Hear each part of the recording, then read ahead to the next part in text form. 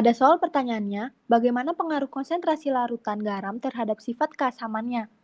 Penyelesaiannya, sifat garam dapat ditentukan dari reaksi hidrolisis garam. Hidrolisis garam adalah reaksi penguraian yang terjadi antara kation dan anion suatu garam dalam larutan. Pada garam dari asam kuat dan basa kuat tidak mengalami hidrolisis garam, sehingga konsentrasi garam tidak dapat mempengaruhi sifat keasaman suatu larutan.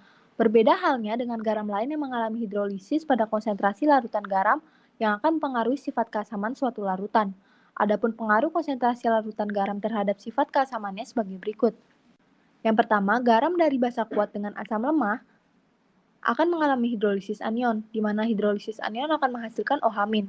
Oleh karena itu, larutan garam ini dapat meningkatkan konsentrasi ion OH- dalam air sehingga sifat keasaman larutan adalah basa dengan pH lebih besar dari 7. Misalnya, garam CH3COONA, reaksi hidrolisis anionnya sebagai berikut. Ion OH- tersebut menunjukkan larutan bersifat basa.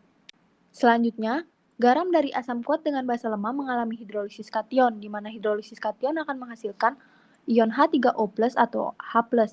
Oleh karena itu, larutan garam ini dapat meningkatkan konsentrasi ion H3O+ atau H+ dalam air sehingga sifat keasaman larutannya adalah asam dengan pH lebih kecil dari 7.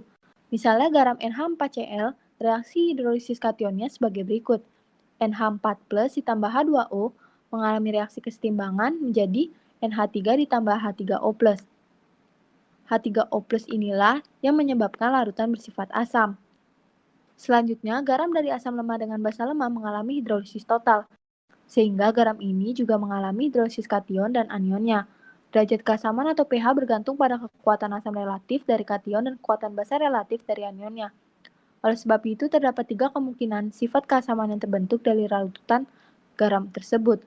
Yang pertama, bila Ka lebih besar dari Kb, maka larutan bersifat asam.